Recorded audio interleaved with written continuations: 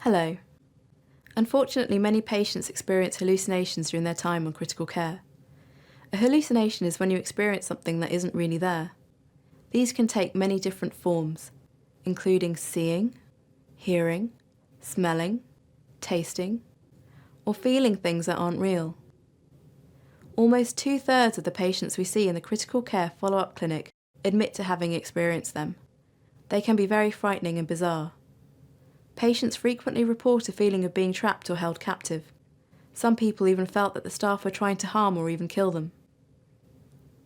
Although these hallucinations can appear completely real and very frightening, they represent false memories.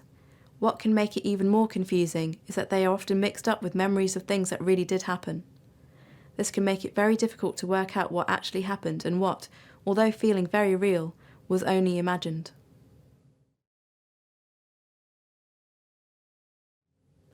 Hallucinations have lots of different causes. They may be caused by the strong medications used in critical care, or they may be caused by being seriously ill and being in a strange hospital environment. A very disturbed sleeping pattern is another common contributing factor. It is quite normal to experience very unusual memories after being so unwell. But if you find them distressing, please talk to a member of your family, a doctor or a nurse. Fortunately, hallucinations themselves usually become less frequent over a few weeks. However, upsetting memories of them may persist for much longer. Persisting hallucinations or frequent memories of them may be a reason to ask to be seen by your GP or the critical care follow-up clinic.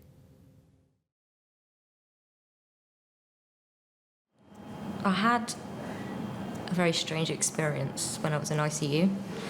I hallucinated. Now I know that I hallucinated.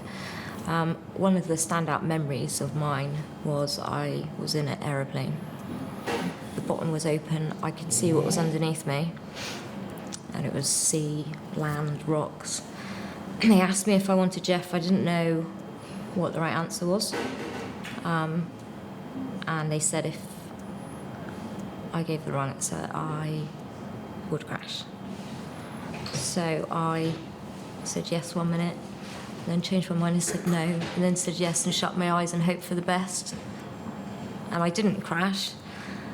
And looking back on it, I know that it wasn't real, even though it felt real in that moment. I think, you know how all the nurses were saying to me, when David comes round, when he gains consciousness again, keep saying to him, you're at Trelisk, it's Clive, we're in Truro, keep doing that reality orientation with him. That's really important, it's essential, you know, when they're first coming round into consciousness, but I think it's just as important later on. Even 2-3 years now along the line, I'm still doing that. I'm not saying we're here at home, etc., but I'm saying, no, this is what happened. This is the reality. You know, because that reality check, that reality orientation, I think has to be longer term. And even now, 3 years later, we'll sit there talking about something, and suddenly I'll say, you know, when I came round, it's still after 3 years, it comes back. It's not frightening. It will just keep coming back. I've worked in hotels for years, and I was adamant that I was in a hotel. I certainly didn't like the room I was in, and I wanted moving. But it's just that thing, because you're in a bed in a strange place, then because I've only ever worked in hotels, you're in a hotel, you're in a hotel. And that's the approximate truth. It's the approximate truths of it.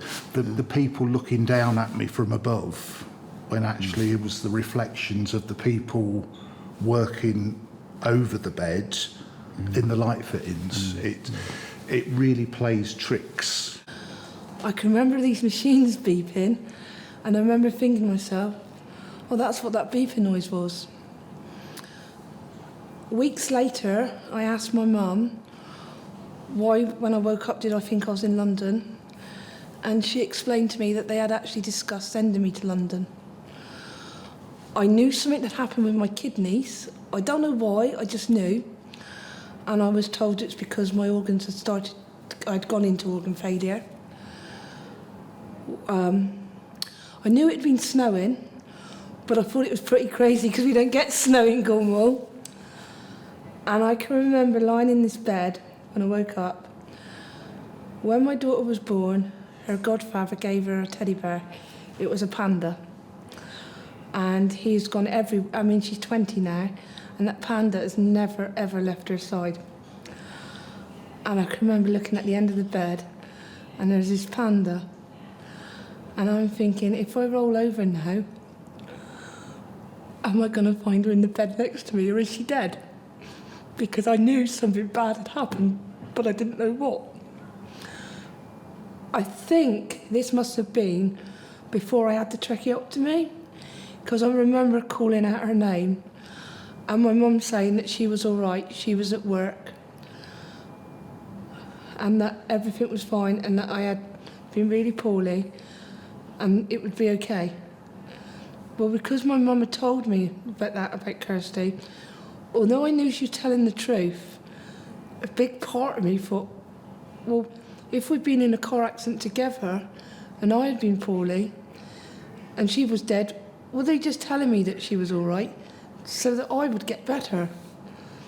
And for a long time, I didn't know if she had died or not, because that was the only thing that made sense.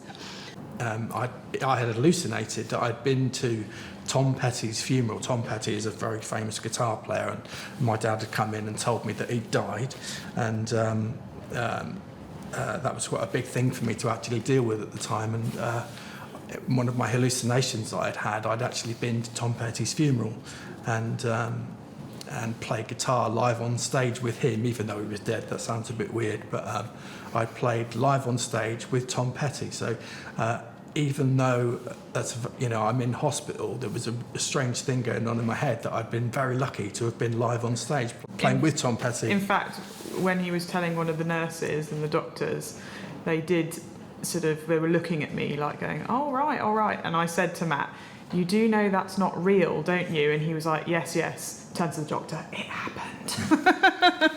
You were positive you were there. And strangely, I can remember those images of playing live on stage with Tom Petty better than I can almost anything else that happened in that particular time in hospital. And strangely, today, I can still see those images in my head really vividly, and I actually cherish them, even though they didn't happen, because it's like I actually still feel like I actually was playing live on stage with Tom Petty. So that was probably one of the nicer hallucinations.